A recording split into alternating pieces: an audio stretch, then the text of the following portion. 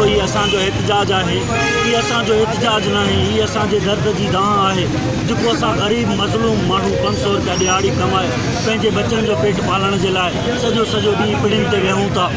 शाम ताईं असांखे रोज़गार नथो मिले। जॾहिं घर वञूं था त असांजा बच्चा असांखां पुछनि था त बाबा असांजे लाइ छा वठी आया आहियो। उहा जेका कैफ़ियत आहे उहा कंहिं हुकुमरान खे सम्झ में न ईंदी, उहा उनखे ई सम्झ में ईंदी जेको ग़रीबनि जो दर्द रखंदो हूंदो, जेको मज़लूमनि जो दर्द रखंदो हूंदो। ही ग़रीब आवाम, मज़लूम आवाम, हर मुतबा फ़िक्र जो माण्हू अॼु महांगाई, गुरबत, बदहाली ऐं ज़लालत जे करे परेशान आहे।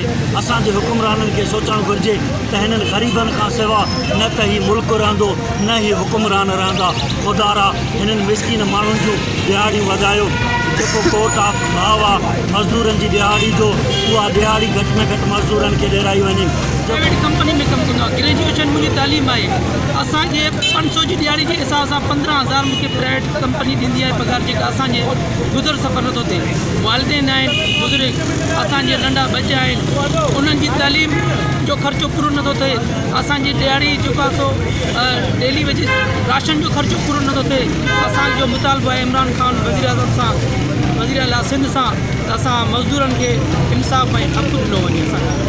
मज़दूर सां जेके नाइंसाफ़ी थी वियूं आहिनि, जंहिंजे लाइ न हुकूमत जे वक़्तु का बि जेको आहे त का पॉलिसी करे रही आहे। 500 रुपया दिहाड़ी मज़दूर जी हेतिरी महांगाई, 80 रुपए किलो अटो लॻो पियो आहे, 100 रुपए किलो खंडु लॻी पई आहे। ॿ टाइम माण्हू मज़दूर माण्हू वेलो खाना खाईंदो, जंहिंखे 6 ॿार हुजनि उहो पंहिंजे ॿार खे अस्पताल खाना वठी ईंदो, तालीम खाना वठी ॾींदो। वधाई वञे, केॾी महांगाई थी वई आहे। ऐं जेके लेबर कॉलोनी में घर विराए वञनि था उहे मतिलब जे घर ॾिना वञनि था, ऐं सिफारिश जे वॾनि माण्हुनि जे वॾेरनि जी सिफारिश जे घर ॾिना वञनि था। असांजो वार ते घर हुयो उहो ठही वियो आहे। असां ॾाढो मजबूर आहियूं ऐं असां जेको आहे उन बुख ते आहियूं, को बि सार संभाल करण वारो न आहे। ऐं लेबर कॉलोनी में जेके बि घर ॾिना वञनि था, ॿिए वॾेरनि जे सिफारिश ॾिना वञनि था। ग़रीबनि खे कंहिंखे बि घर न ॾिनो वञे, ग़रीबनि सां इंसाफ़ कयो वञे ऐं मज़दूरनि जी मज़दूरी वधाई वञे। अगरि जे मज़दूरनि जी मज़दूरी न वधाई वञे त असां जेको आहे मां पंहिंजो पाण साड़ींदुमि। इन जी ज़िम्मेवार सिंध हुकूमत हूंदी,